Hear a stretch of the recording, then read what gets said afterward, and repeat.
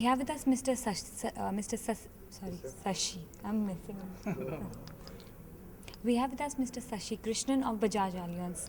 Thank you for joining us. Just the first question I wanted to ask you, how do you see the economy, the state of the Indian economy, and do you think inflation is a big concern as of now? As far as the state of the Indian economy is concerned, I think we've had a very tough year. Possibly you'll see GDP growth in the region of 6.1% in the current year. But I think as we go into the next year, into the next fiscal, things should start improving dramatically because we're seeing a very, very big pickup in consumption.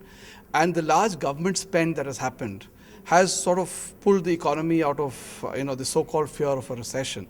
So I think things will improve from here and we should be back to our 8% growth path over the next period of this plan. Do you think inflation could be a concern going ahead? Inflation obviously is a concern. We are seeing food inflation going up significantly, especially with the kind of impact that the low kharif production has had. The other problem is that there is a base effect that is playing into inflation, and therefore inflation is a concern.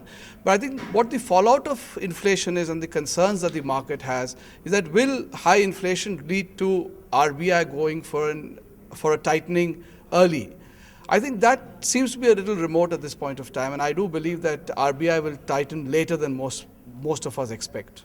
Any time frame that you see maybe rates being tightened? I would suspect that the tightening will happen sometime beginning next year, because at this point of time, I think there is this great emphasis that is there on growth, and they would like to see sustainable growth come back into the economy before they start this tightening cycle. That's one. And secondly, what happens is across the globe, both in US and Europe, they are following an easy money policy, and I think they will continue to follow an easy money policy for some time. And therefore, there's no real great pressure on RBI to start tightening rates early. Okay. Also wanted to ask you about equity markets in general. They have gone up a lot. So do you see valuations, how do you see valuations? Do you think they're expensive or fair at the moment? See, valuations are not cheap. Let's put it that way. But let's look at it from an overseas investor. Typically, India is always quoted at a premium to the Asian markets. And if you look at the MSCI India index, it's always quoted at a 3 to 4% premium to the MSCI Asia ex-Japan index. And at this point of time, they're almost at the same level. So, I mean, people are willing to pay that premium for India, one, because there is growth in this market, two, because there are good businesses that are there in this market, and three, there is earnings visibility over the next couple of quarters. And I think this premium is something that will exist at all points of time, and therefore I think the market still could go up a little more. Okay. Just among my last questions to you, do you think earnings justify the kind of valuations that are there right now? See, if you look at earnings, you've seen earnings improve dramatically in this quarter. Though there's been very, very low top-line growth, you've seen earnings have improved primarily because commodity prices came off and therefore margins were improved a lot. Interest rates didn't move up, interest rates remained low. And all that led to margin improvement, which led to much, much better bottom lines. What will happen over the next couple of quarters is that top-line growth will come back. We're seeing spending coming back into the economy. We are seeing that big government spending having its impact. And when top-line comes back, I think that will be the next boost to earnings, because we already see the margins improve because of other factors, and top line coming back will also help earnings improve over the next couple of quarters. Okay. Any sectors that you are favoring right now? See, we've been extremely bullish on sectors that are driven by domestic demand, because we believe that in the long run, it will be domestic demand driven sectors that will do extremely well. The second big theme, which I think will be very interesting to sort of invest in, is those themes where there are those sectors where there's great government spending. And I think this is primarily going to be infrastructure. And you will see that the government over the next couple of years will be spending a large amount of money to infrastructure. And this will have its sort of effect on a lot of the infrastructure sectors like power, like roads, like ports. And that could be an extremely interesting thing to play. And finally, obviously, I think social infrastructure is going to be extremely important for India.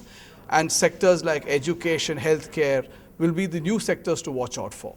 Thank you so much for joining us. Thank you. Thank you. Thanks a lot, sir. All right. Thank you.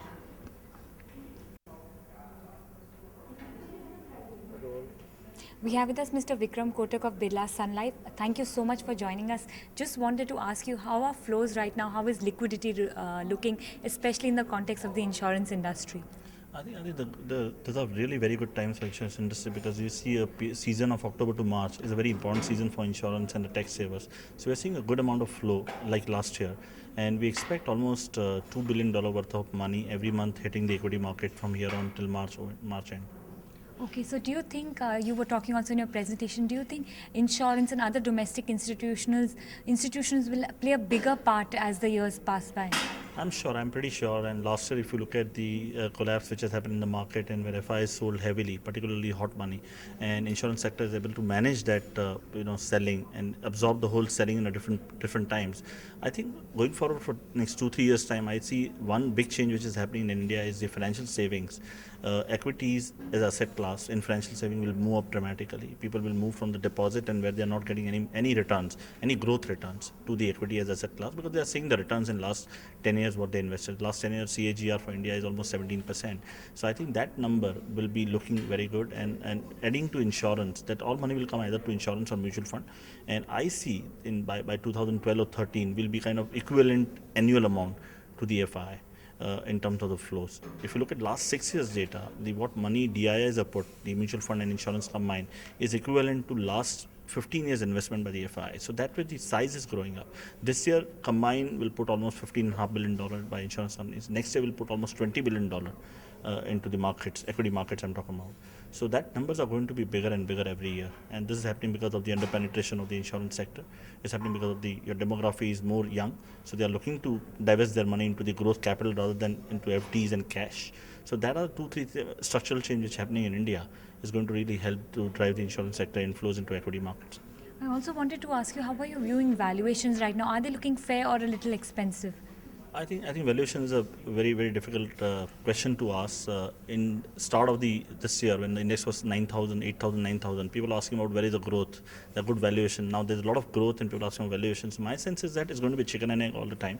If I go little beyond 1 year and I try to look at with the political stability around here and the GDP visibility is very clear for 6 to 7%. If I look at 1 year beyond 2011, I think we're looking at earning of 1325 or so. If I just try to kind of divide that to the index number today, it's around 13 times, and we're not counting any embedded value of the Sensex in that. So that way markets are very cheap to my end, and India is growing at 6%, which is very rare in the today's world where some of the countries are degrowing. In that scenario, you're always going to have a premium for the country like India, where there's a lot of underlocation, and second, the growth is very good. What about sectors? Is there anything that you are exceptionally positive on at this point of time? I think we'll like to play more with the domestic stories like consumption, which is the FMCG and the pharma. We like banking very much. We like construction and engineering as a sector. With a little long term, we think the cement also is a very good story to build around, because the valuations are pretty cheap. It's at one of the lowest valuation of last 5 years, but it has a pain of 6 months. But we think with a 2 years view, cement can be a very good sector to be in. Okay, just my last question to it. I know it's a very difficult question and every time to take a call on markets, but we are entering 2010. So how do you see the next year looking for the equity markets? I think next year will not be definitely like a current year, because current year you've seen almost 100% return in last 1 year. I think the returns in the excess of 20% can be easily made in equity markets. I'm not trying to time it exactly, but in the next 6 to 8 months time, we see a 20 to 25% jump in equity market from here. Thank you so much Thanks. for joining us. Thanks so much. Thank you so much.